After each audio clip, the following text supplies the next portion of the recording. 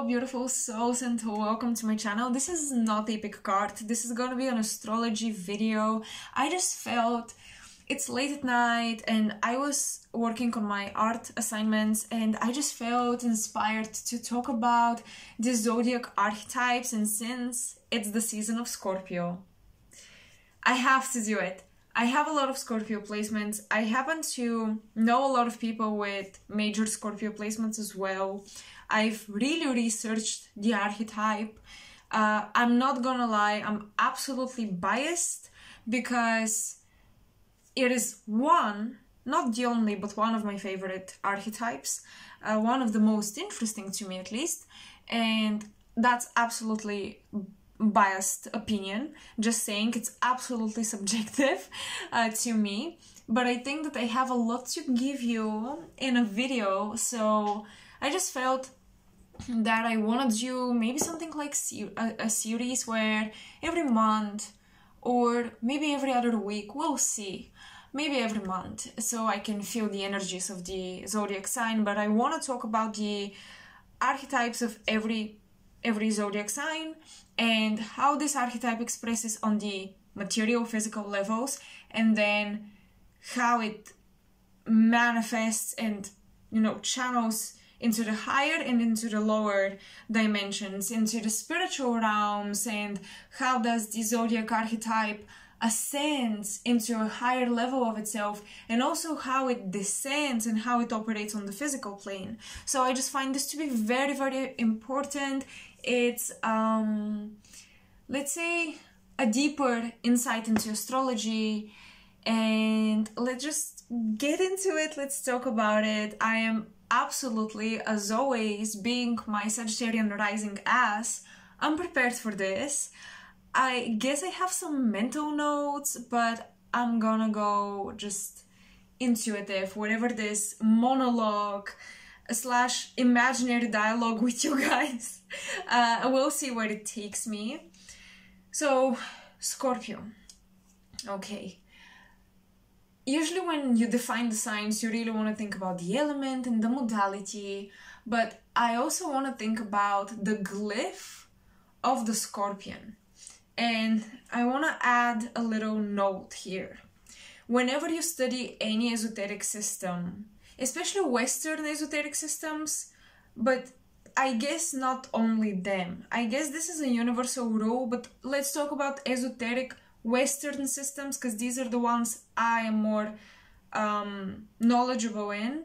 So when you study any of those systems, you would notice there is a symbolical language. And I'm not talking just about words and metaphors, I'm talking sigils, numbers, geometry, glyphs. The glyphs in astrology, they are not random. I have this one short where I give you some, like, the basic geometric shapes and how they correlate to esoteric principles and how they convey deeper ideas just with a circle or just with a dot. But even within the glyphs for the zodiac signs, so not just the planets, even the glyphs for the zodiac signs, this rule applies, but it can even be more complex. So Scorpio has this glyph, right, going 3 times like this, and then you have the tail. And I'm saying 3 times, although like you don't see it maybe fully, but you do this 3 times, and then you have the tail with the little arrow pointing outward. So Scorpio is one of the Trinity signs. The other 2 are Capricorn and Virgo, and I think that's it. I think that you have 3 Trinity signs. If I'm wrong, I'll probably put like a little note here, but I'm almost sure that's it. So you have 3 Trinity signs, and these Trinity signs, they express themselves, or they have 3 stages of soul development and initiations. Initiations is the best word to use here. Because with Scorpio, you've probably heard you have the scorpion, then the ego and the phoenix, or you've heard the snake and then the scorpion and then the ego, or you could even do with Scorpio. That's why Scorpio is one of the most complex, because you can do 5. You can have the snake, the scorpion, the ego, the phoenix, and the dove. So you have 5 animals. One of them is a mythical animal, the phoenix, that can describe the initiations of a scorpion. But in most literature, you have 3, and the dove is either replaces the ego or the phoenix or something like that. But Scorpio, for that reason, is very, very interesting. Now, Scorpio and Virgo have very similar glyphs. That's why if you want to understand the Scorpio, a Scorpio person, I was going to say a scorpion, but that is the animal. So if you want to understand the Scorpio individual, you gotta be a Virgo. You gotta get yourself a Virgo, because Virgo is one of the few signs, maybe if not the only one, who sees right through Scorpio. And vice versa, but I would say that even Scorpio doesn't see through Virgo so well as Virgo sees through Scorpio. So they have very similar glyphs, but Virgo goes inward. Okay, the glyph of a Virgo goes like this, and then the tail, the last tail, goes inward. That's because Virgo focuses inward. Okay, Virgo has the Pisces, introverted water sign. Virgo has the lesson to, the final initiation of a Virgo is to surrender, right? The physical world. That's kind of similar with Scorpio too, but they go inward. They become a hermit. A hermit. While the Scorpion must release out and to let out of themselves everything they've been holding onto, which is represented by their shadow sister sign Taurus. Scorpios are hoarders, sometimes even more than Tauruses. They hold on to things for longer, sometimes even longer than Tauruses, because Taurus is their shadow. So Virgo goes inward, becomes a hermit, all that, meditation and Zen and all of these things, and Scorpio releases the chaos.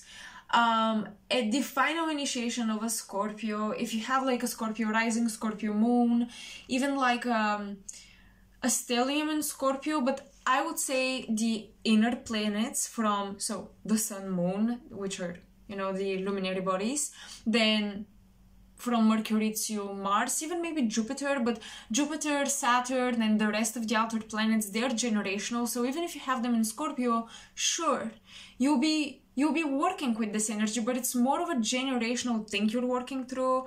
It's more personal and karmic and, yeah, personal when you have it within the inner planets, or when you have an inner planet conjuncting a generational planet in the sign of Scorpio. So this is when this message and this information will resonate with you, but especially if you're a Scorpio rising, if you're ruled by Pluto, maybe not Mars so much, but if you have Mars in Scorpio, Venus, Mercury, Sun, Moon, then you will definitely go through these initiations. And of course, you gotta keep in mind, you're most likely going to go through these initiations through the planetary body where you have Scorpio in your chart. So if it's the moon, the initiation would be through the mother and through motherhood and through birth. And birth, risking your life or something like this, or you risking the life of your mother, something like this. If you have Mars in Scorpio, it's gonna be definitely through sexuality, younger or older brothers, through the masculine energy in your life that will try to dominate you. If you have Venus in Scorpio, these lessons, these initiations that I will talk about, both on the physical and esoteric levels, will manifest in the realms of love, beauty, your money, and your self-worth, what you think and feel about your body, etc. If you have the Sun, it's a bit with the Sun, it's kind of like an overall energy to who you are and your personality. You're going to identify with the initiations a lot. Like, they will make up who you are. If you have a Venus in Scorpio, for example, you will experience this energy, but your sun is in Capricorn or in Virgo, something. You will experience this energy, but it will be only when it comes to love. Only love will bring that scorpionic depth and these initiations that I will talk about.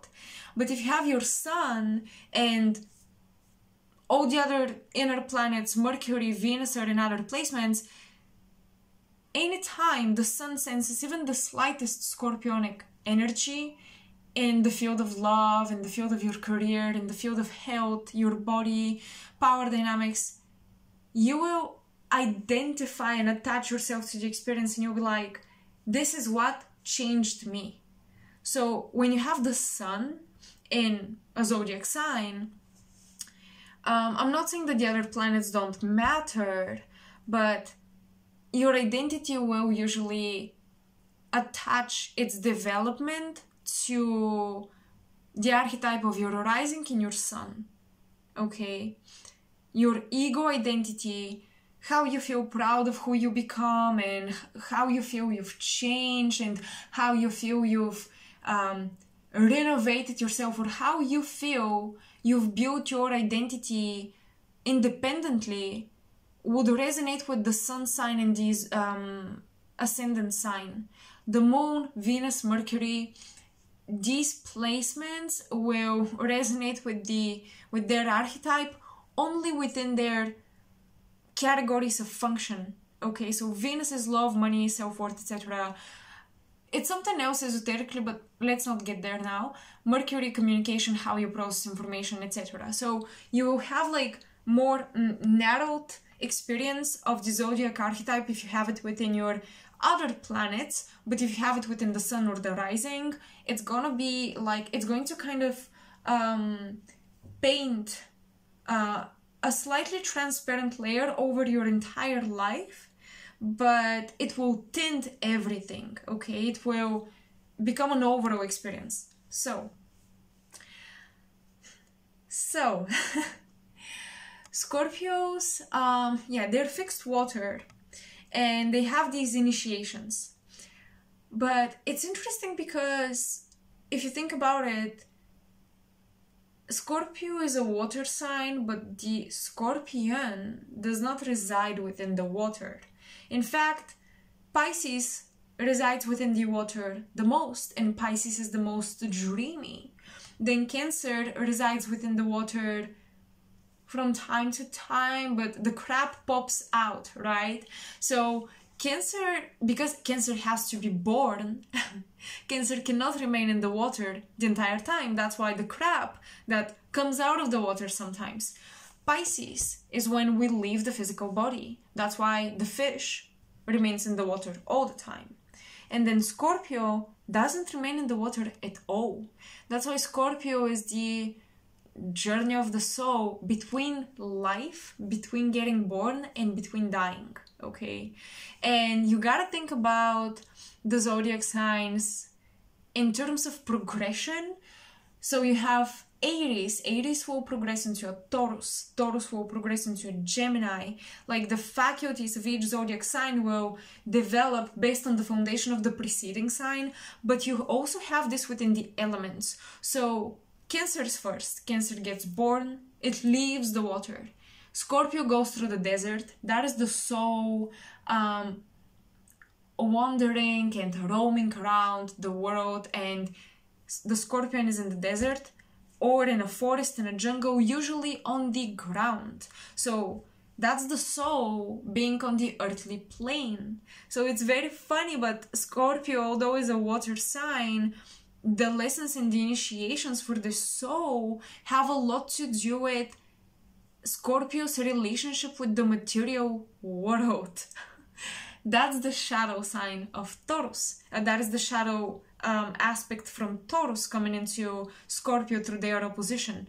Now, and then Scorpio, after finishing the journey, they plunge back into the spiritual realm. The soul leaves the body after Scorpio dies, and Scorpio becomes a Pisces. So Scorpio will take on characteristics from Cancer, okay, but on a deeper or more complex level. Cancer gives you the sketch, right? And Scorpio would paint a little bit, and then within Pisces you have it finished and in a gallery. And that's with all the elemental triads. So Taurus progresses into a Virgo. Virgo will take on things from Taurus, but Virgo will elevate them. So then Virgo can strive to become a Capricorn, and Scorpio strives to become a Pisces. And when Virgo becomes a Capricorn, Capricorn needs to strive to become a Taurus, but on a higher octave, all right? And that is the constant cycle of progress. That's how the soul evolves multiple times through the zodiacal wheel, not just once. So you can be a Libra rising 10 different lifetimes, and these lifetimes could be like not one after the other, right? Not back to back. They could be in the span of millions of incarnations. And it's just that it's a higher octave, and it's a higher octave, and it's a higher octave. And you could speculate that you could see the octaves through the degrees. That's why 29 degrees is a critical degree. 15 degrees is very important. 0 to 1 degree is also very important in astrology. So Scorpio will take on certain things from Cancer. It strives to become a Pisces. Okay, so what are these initiations? Well, when Scorpio is at the level of the snake or the scorpion, it holds a lot of poison. It holds on to the past. It holds on to almost the anger of being born. Because Scorpio is like,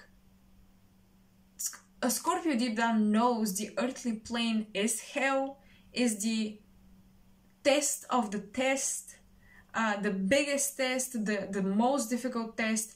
And Scorpio is kind of born with this resentment toward the physical plane, because it feels like the physical plane will imprison, capture the scorpion, and that resentment actually becomes the poison that Scorpios carry. And whenever you see a Scorpio individual, rising moon, sun, manifest toxicity in their life, it's the resentment toward the material physical experience. It's the resentment toward leaving the womb, but it's not like mommy issues or daddy issues like with Cancer. It's a bit more complex than that. It's why did God or whatever higher form reject me and put me to the test and put me in hell? Because deep, really deep down, many Scorpios, because they're so attracted to the darkness, to the taboo, to forbidden, hidden, obscured, coded information, they feel like someone is always, or something, and especially the highest of good conspires against the scorpion. So then you have this resentment, and that's when the scorpion or the Scorpio operates at its lowest frequency, and it manifests a lot of toxicity and difficulty in their life. Now, some Scorpios, of course, they're born alchemized, especially if you have your Sun or Scorpio placements around 15 degrees, you're in the middle of it. You've alchemized some of the resentment, but you still have some of it. You're not quite there yet, but you're getting there. If you have like placements at 0 degrees Scorpio, oh boy, you're just beginning. But they offer also a lot of fresh, excited energy to just get started with the journey. Anything at 0 degrees is a chance to have all the supplies and all the energy. You're just starting the marathon. You're not tired yet, so you're very excited to begin the marathon. So you see people with 0 degrees placements being very enthusiastic about their 0 degrees placements. if they don't have any harsh aspects to them. But yeah, so the Scorpion, if you have it around 15 degrees or so, 17, even 18, maybe 14, that's good. That's really good because you're in the middle of it, all right? You're in between heaven and hell. You've alchemized some of that resentment, some of your inner poison, because with Scorpio, it's represented by a snake for a reason and by poisonous animals for a reason. Scorpio's obsession with darkness and the taboo and everything forbidden or everything that's deemed bad, right? The Scorpio's attraction to the sin, to the forbidden things, doing something that you're not supposed to do. That's really funny because within that poison that Scorpio can get obsessed with and really fixated on, within that poison you have the medicine. This is the shamanic quest for a Scorpion, and this is achieved when they become the ego. Scorpio becomes a healer and transforms, alchemizes their resentment toward the world, and especially toward the highest levels of light, or whatever, you think of God or whatever sits on top of the hierarchical chain of creation, whatever that energy is. Scorpio is like, you don't like me, you have something against me, you're conspiring against me. And when Scorpio transmutes that, it realizes that you're doing this for my own good. You're doing this so I can find out my strength and what I can do to benefit creation. Scorpio awakens to the ability to be an enlightened Taurus, a creator of beauty and harmony and symmetry and abundance.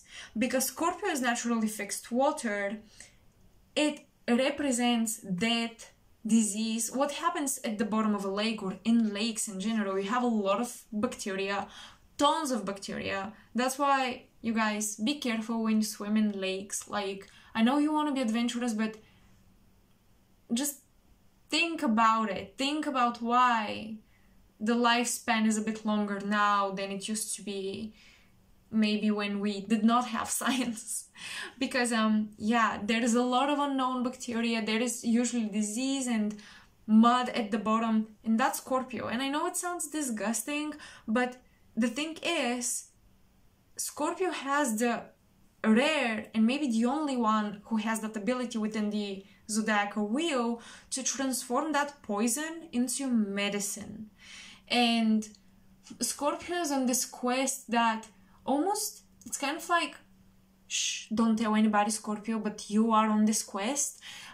It's kind of like this experience. Scorpios feel like the archetype. There is this one interesting poem, I think I've mentioned this before, but when God, the universe, the creator, creatress, gave the zodiac signs their assignments and their quests, when he or she came up to Scorpio, the universe was like, I'm gonna give you access to knowledge that nobody else will know. Only you will know it.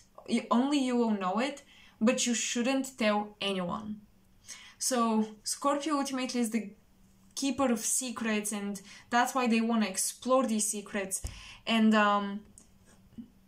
to a degree, they're also the only one who can turn these secrets into medicine without exposing the secrets, or they can enter the darkness and find light within the dark, find hope within the dark. And honestly, because Scorpio strives to become a Pisces, right, to evolve, that's why the lessons or the higher initiations, the higher levels of initiation for a Scorpio would be forgiveness, compassion, self-sacrifice, sacrificing the ego.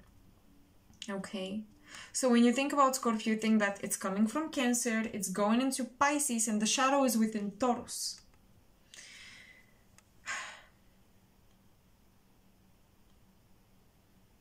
So that's on the level of the low-functioning Scorpion, right? The Scorpio has to find out that it holds darkness within. The poison is inside of the Scorpion. It's not directed toward them. It's inside of them. And when they realize this is when they actually have a challenge. And then Mars and Pluto, the planets of, let me shake this up. You want to challenge me? Oh, I can grow from this challenge.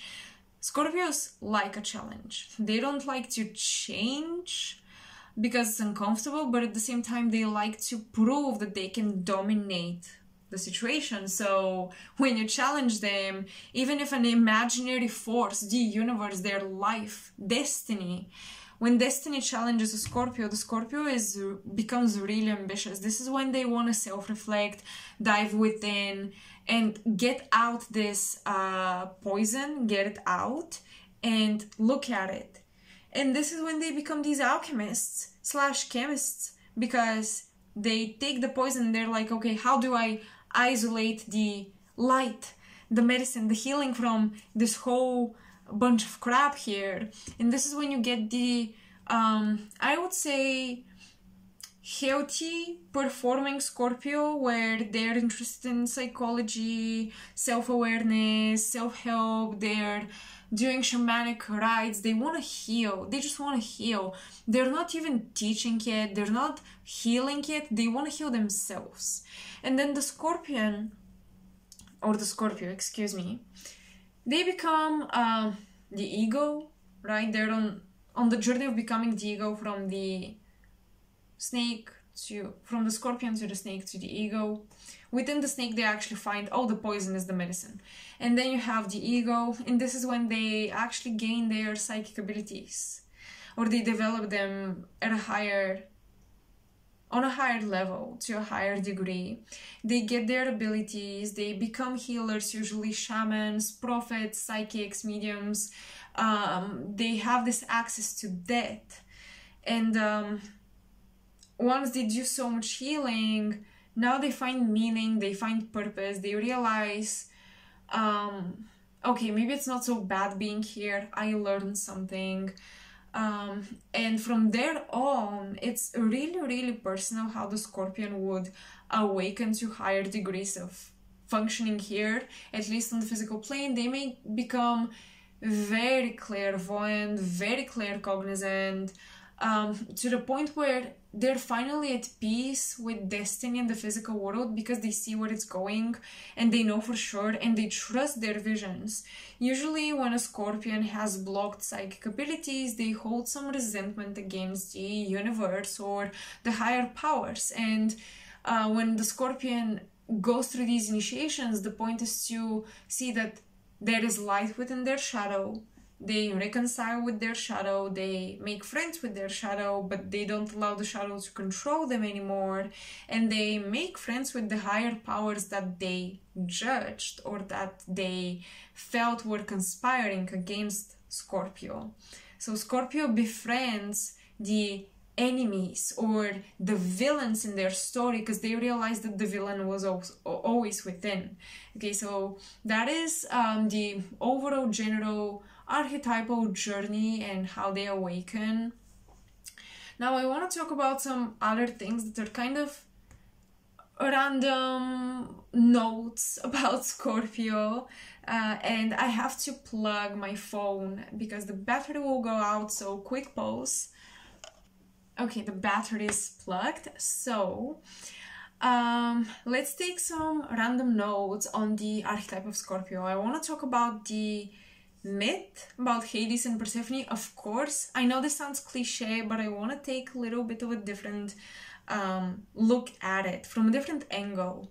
So a lot of us think this myth is about the obsessive love, right? And the sexual, I guess, domination and power that Scorpio has, but I want to take a look at it from the perspective of Taurus opposite, Scorpio opposite Taurus, Pluto / Mars opposite Venus. Now, I already told you, deep down, the Scorpio wants to outdo outshine Taurus, not like a Leo, not like a Leo. Scorpio wants to outshine Taurus because Taurus is naturally angelic with an open third eye. And I don't want to hear nobody in the comment section say, but Tauruses are slow, they're connected to the mundane world, they're not psychic, I don't know a psychic Taurus. The archetype of Taurus is about the third eye opening. Like, that's when you take the zodiacal wheel and look at it from an esoteric historical perspective, like every zodiac sign representing an epoch or an age of development of the soul materializing into a human body, Taurus is the stage when our third eyes opened.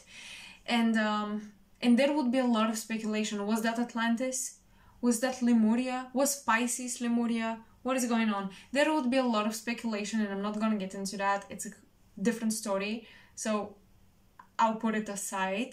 But Taurus is about the third eye opening. It's the red eye of the bull. It's Aldebaran versus Antares, the heart of the Scorpion.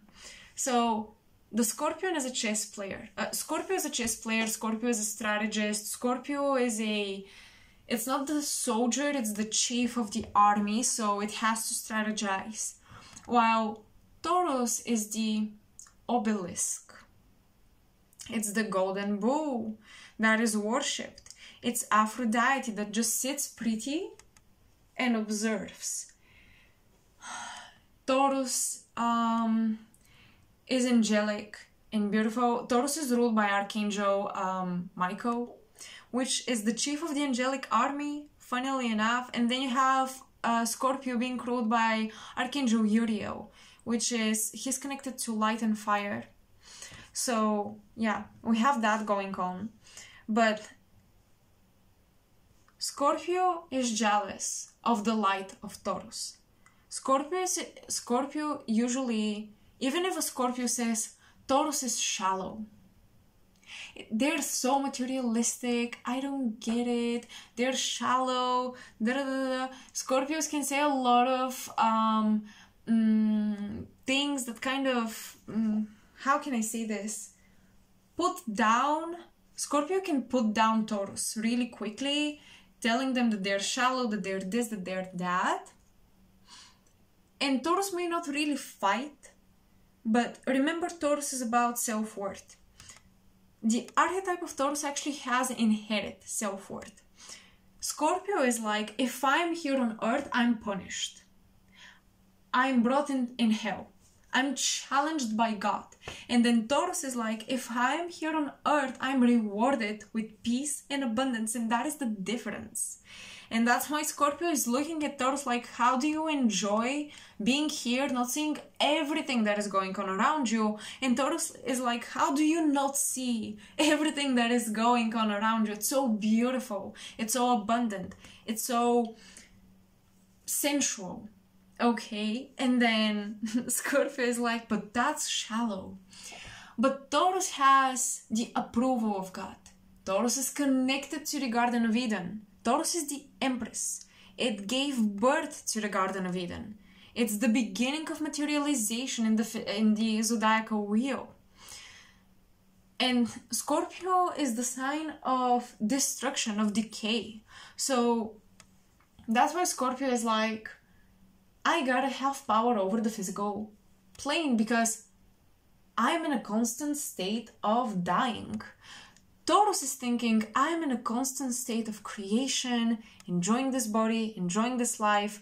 Scorpio is like, I'm in a constant state of being challenged, tested, conspired against, and I'm decomposing as I'm speaking. And that's like a really spiritually, psychologically, and physically a really intense opposition. Do I deserve to be loved by God? Am I loved by God? Am I loved by the ultimate parental figure or not? Taurus knows they're loved. That's why they're light, angelic, and beautiful, and magnetic. And Tauruses are just as magnetic as Scorpio, sometimes even more. they attract beauty, they attract abundance.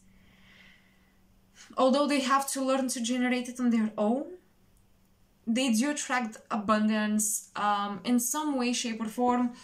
If a Taurus is not able to provide a beautiful environment, an aesthetically to them pleasing environment, and the ability to access nature on a whim, this Taurus would be depressed. They would be kind of like a Scorpio. Am I punished, angels? Are you punishing me right now? While Scorpio, they know that for them, beauty, the access to material success is kind of like their way of proving their parents were wrong. It's their way of proving the universe, you should not have put me here, because I mastered this plane. I dominated this plane. And this is where you get Scorpio being a power dynamic individual. That's why they deal with other people's abundance and resources, because they were put isolated. Even, if you will, castrated from the body of the universe, okay? And they were put here, and they feel like it's unfair.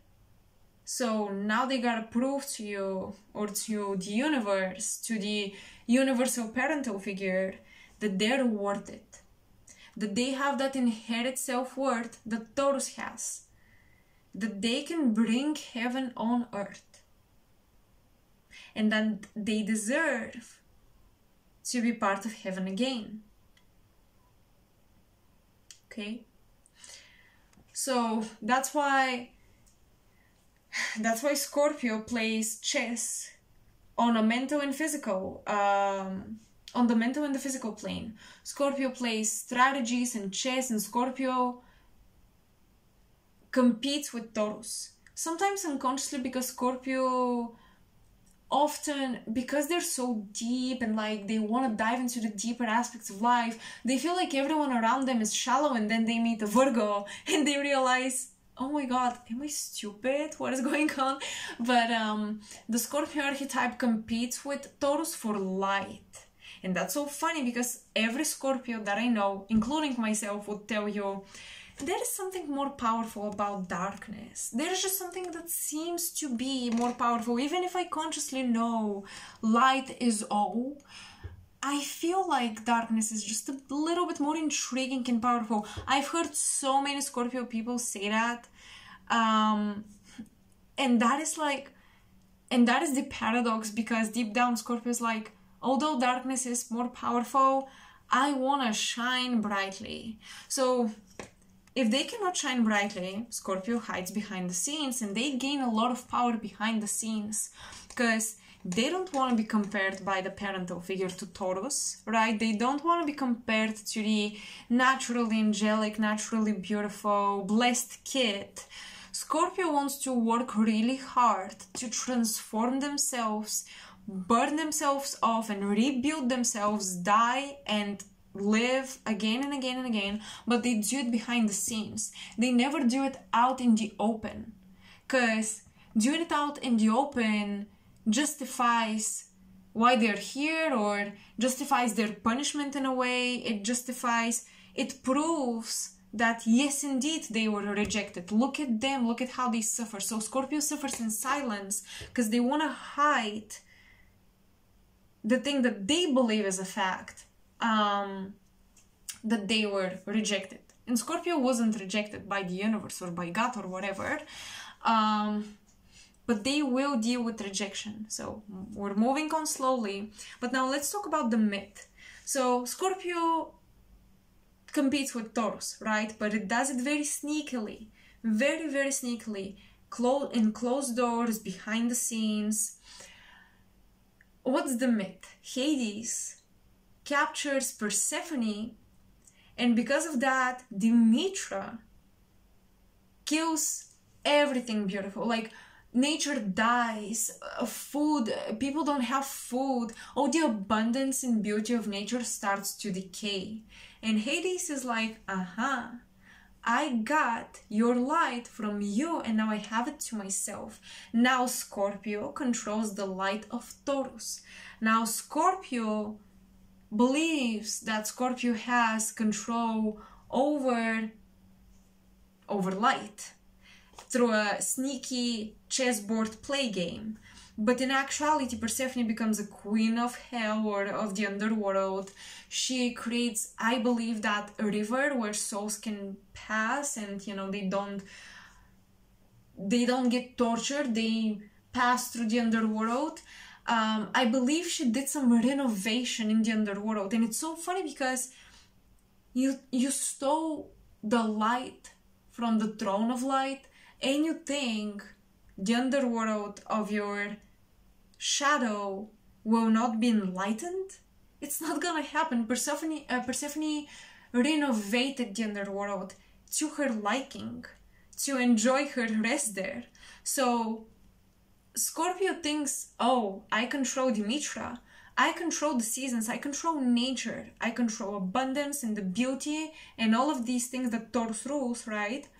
But actually, now Persephone, or the light, the child of Taurus, if you will, the light of Taurus, that's what I mean by Taurus they don't try to exude light. They don't try to be magnetic, they just are. The passive energy that was stolen from Dimitra, which was her daughter, metaphorically, symbolically speaking, is now doing reformations in the underworld. So Dimitra now also has control over the shadowy realms, and that is the paradoxical union of Scorpio and Taurus. That is how the polarity gets alchemized. But at some point, of course, for this alchemy to be elevated, Scorpio has to realize, I don't control the light. I tried to steal it because I did not believe I had access to it. Scorpio did not believe, Hades did not believe he was worthy of Persephone. He was the scary underworld god. Nobody wanted him. He was shunned. He was judged. But she actually fell in love with him. In some myths, it says that she actually fell in love with him. She actually knew what she was doing when she ate from that fruit.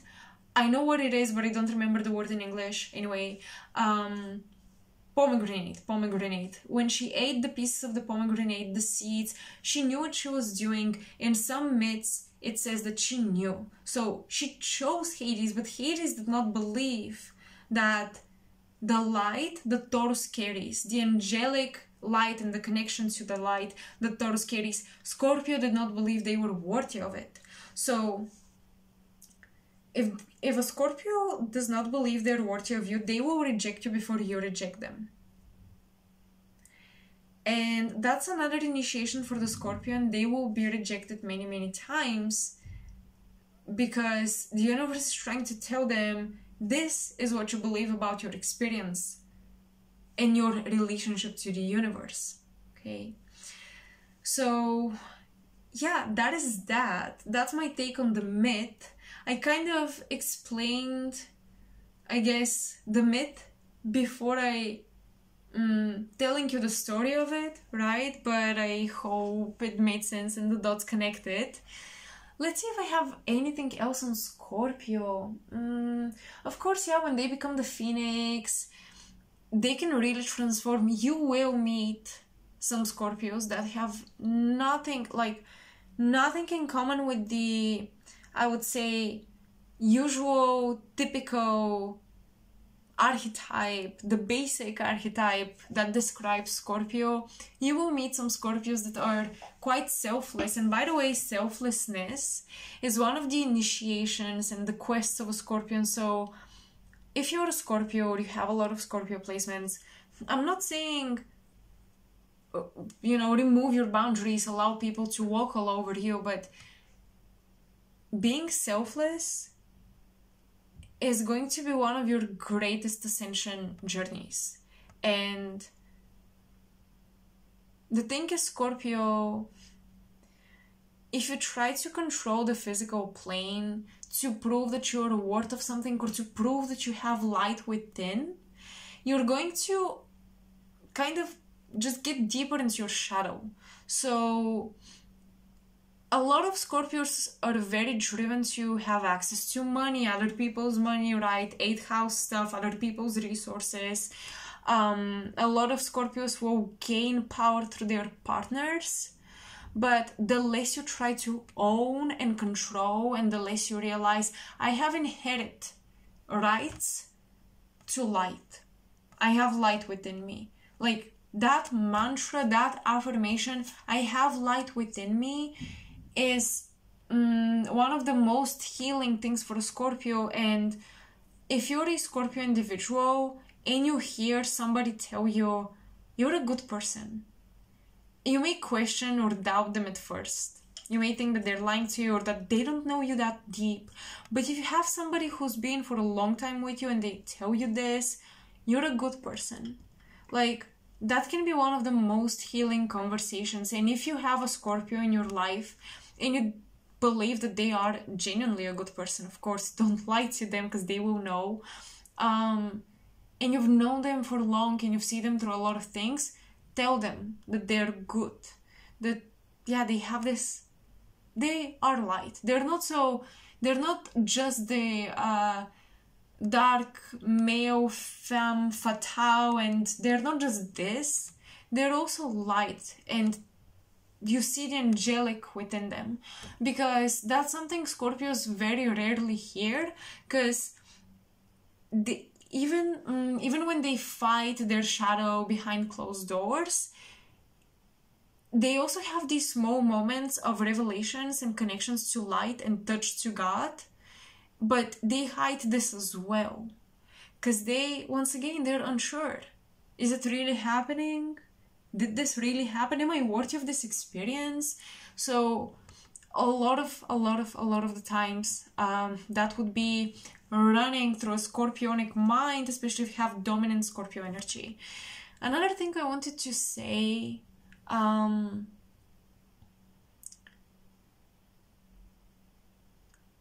Scorpios will usually experience, they will see death around them, they will experience the other side. That's why they have a lot of potential to become great psychics, to become mediums, to access the other side, because usually, from an early age, they see sex, or sexuality, sexual expression, they learn about it, they hear about it a lot, not like the bees and the birds, and not like the silly stories you tell your classmates when you're little. No, they will get something like quite raw, real, and even kind of like mind-bending. The Scorpio would be like, is this forbidden? Is this supposed to be, like, is this normal? I know it's forbidden, but is it like in the forbidden folder? Another forbidden folder. Is it like that deep? Scorpio may experience witnessing or somehow, getting access, visual, audible, they can hear it, they can know about it, learn about it, read about it, whatever. It would be sexual intercourse or sexual relationships, and death. Somebody dying. What happens to the body when the body dies?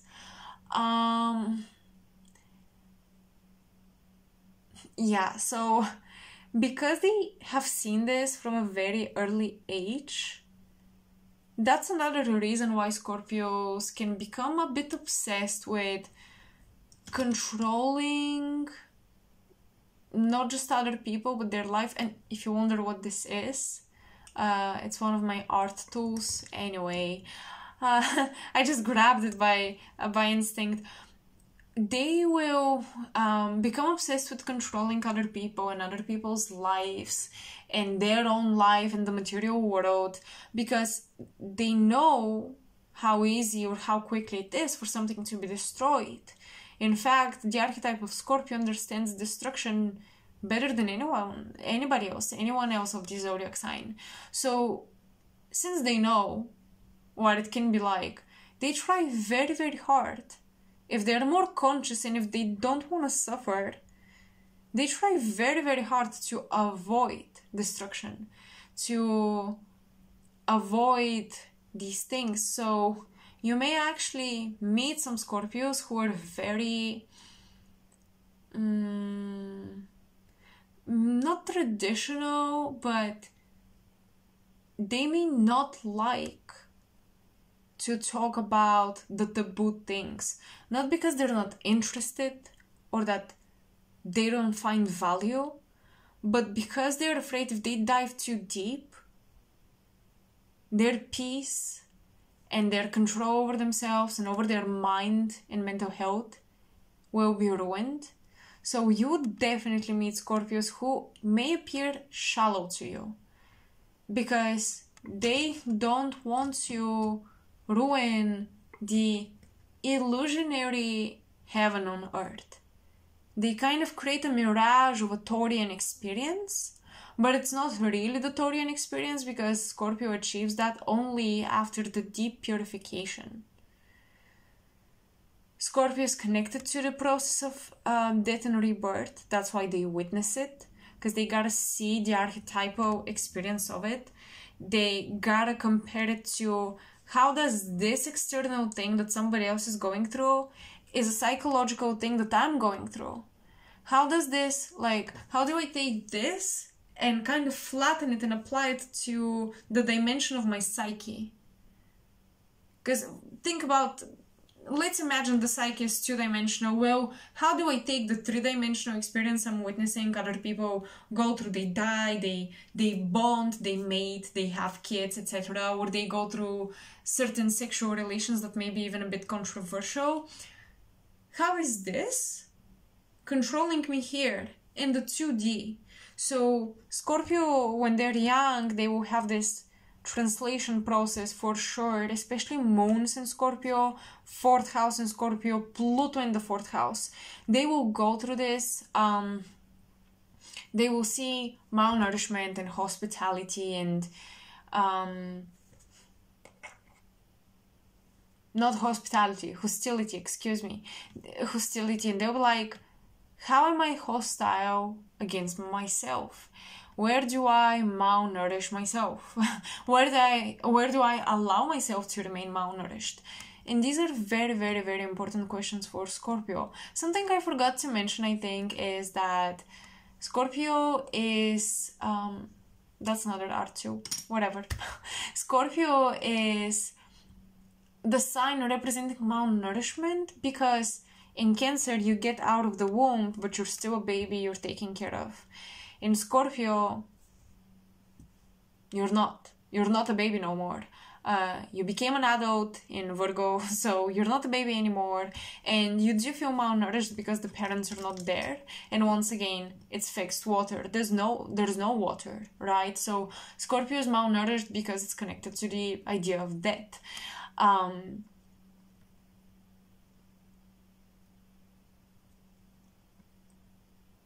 So I would say it's really important to notice where do you control yourself through malnourishment. Scorpio, the rising sign, for example, or the 2nd house, or Scorpio placements in the 2nd house. Do you take all the nutrients you need, all the vitamins? And I'm not saying, like when I say malnourish, where do you malnourish yourself, Scorpio? And when I talk about the body, you could eat a lot and still eat shit and not nourish yourself, and vice versa. You could eat healthy but eat very little and still feel malnourished. But where do you malnourish yourself, Scorpio? Trying to control your light or how light you appear. Scorpios may malnourish themselves physically or emotionally or mentally in order to create the mirage of Taurus, beauty, abundance, and light, and aesthetics, okay, beauty. So Scorpios often will also, they have this amazing ability. This is actually part of their healing abilities. you can, if you look up Scorpio aesthetic, you would usually see black and red colors, etc., darker colors. But Scorpio has this gift to represent darkness in a beautiful, alluring way, once again, because they are trying to mimic the beauty of Taurus, but if they don't have access to their light, they're going to try to mimic that beauty of Taurus by creating art, which is within darker tones and about darker subjects. Okay, that's just normal, but it's honestly one of the alchemical processes. A Scorpio that is creative and that expresses their shadow through art, painting, music, dancing, any expressive form, is actually getting out the poison and is healing themselves. So that is actually really, really good. You should do it. What else do I have on Scorpio? The archetype. There is definitely more than this. You could definitely talk about the fixed stars, Antares, the heart of the Scorpion. Maybe we should talk about that a little bit. Scorpios are actually... well, Scorpios really fall in love with the soul. If you think about it, Taurus sees you with Aldebaran, their third eye. They see you, they feel you, they touch you, they smell you. And Scorpio will smell you as well, but they see your soul. They see the part of you that doesn't die. Scorpio, even if you see a more materialistic Scorpio, like somebody who has a lot of money, they're interested in these things and finances and I guess stocks or whatever else, even if they live that life, they're not in love with it. Don't get it twisted. They are not in love. Their heart is not there. Scorpio, because they know that things die and that material things die, they only fall in love with the immaterial things. A Taurus falls in love with material things, but not only because of the materiality of it, because Taurus believes that even this, like this jar with ink, has a soul inside of it. Like Taurus believes objects, stones, crystals,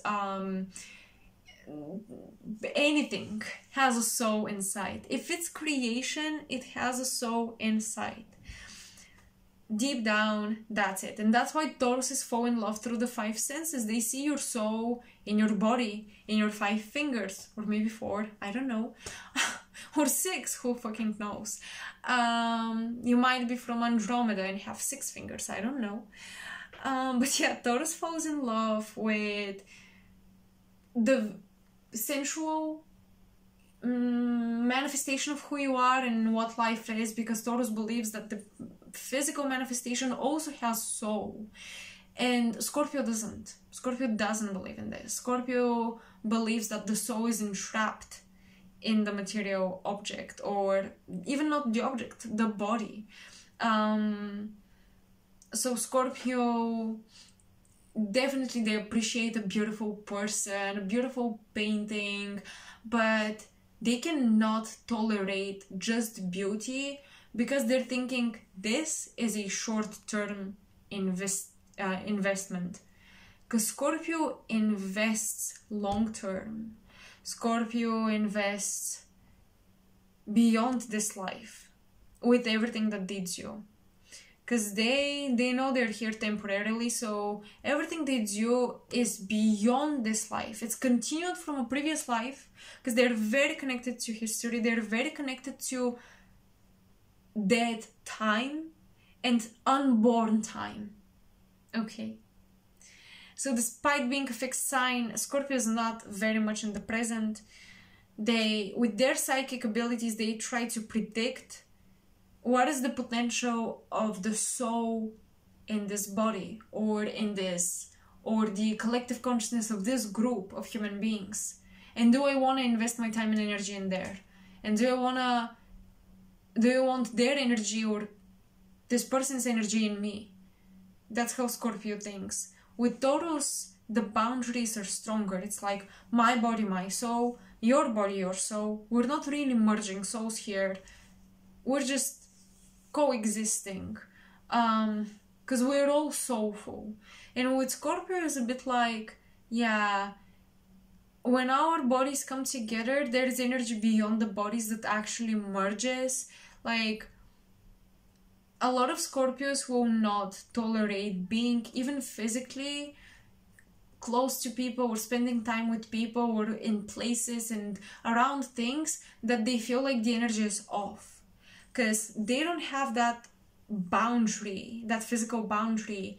They believe that energy flows and the boundaries are more fluid, kind of like with watercolors, while Taurus, in the psyche of a Taurus, even the soul has these bodies, these layers, this structure. It's an earth sign.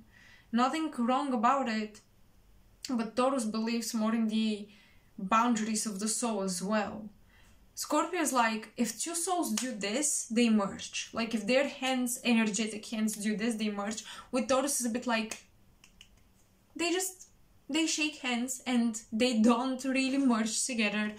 Taurus has better boundaries when it comes to this. That's why Scorpio is very much like, are you good, high quality soul, or are you not?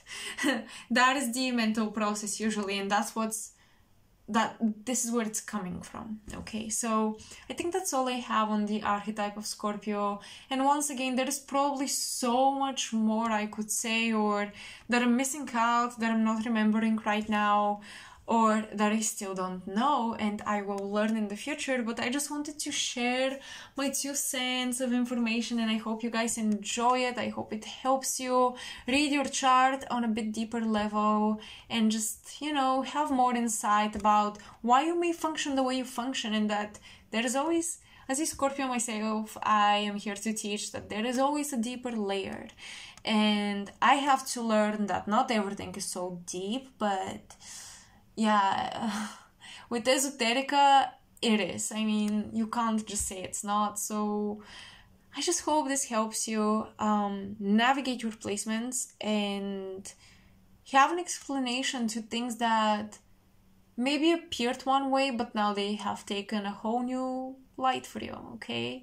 So until the next video, which most likely would be a pick a card, and also until the next zodiac archetype that I will discuss with you, I can't wait, super excited. At some point I will most likely get into the planets and the signs, but I want to begin with the archetypes. I kind of want to give you a foundation, so when I talk about the planets, you consider everything about the archetype, and now let's condense and let's filter it through the planetary body. I don't want to do it the other way around. I don't want to do little sections and now let's take a look at the bigger picture, but rather the bigger picture and then let's organize it in little sections. So I just hope you enjoy this, and make sure to like, share, subscribe if you did, to support my channel, to support my work, and I'll see you next time. Bye.